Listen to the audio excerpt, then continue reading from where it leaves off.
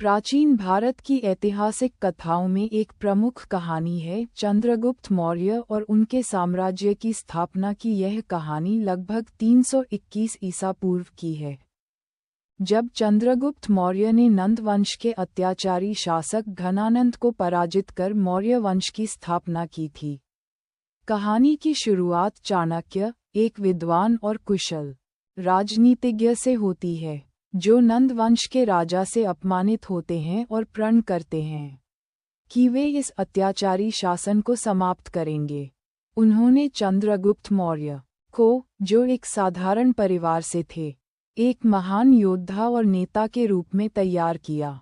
चाणक्य की नीति और चंद्रगुप्त की वीरता के बल पर उन्होंने नंद वंश का पतन किया और मौर्य साम्राज्य की नींव रखी। चंद्रगुप्त ने अपने शासनकाल में पश्चिमी भारत के बड़े हिस्से को जीत लिया, जिसमें सिकंदर के सेनापति सेल्यूकस, निकेटर के अधीन क्षेत्र भी शामिल थे।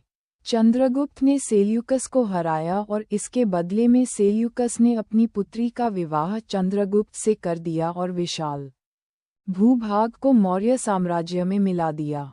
चंद्रगुप्त का साम्राज्य अत्यंत विशाल और शक्तिशाली था, जिसमें आधुनिक भारत, पाकिस्तान, नेपाल और अफगानिस्तान का हिस्सा भी शामिल था।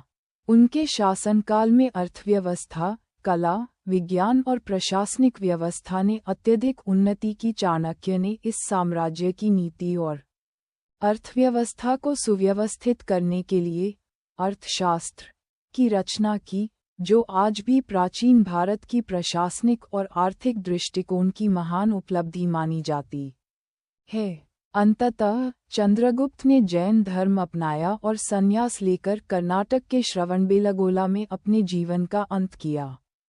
उनकी कहानी साहस, बुद्धिमत्ता और धर्म के प्रति निष्ठा का प्रतीक है।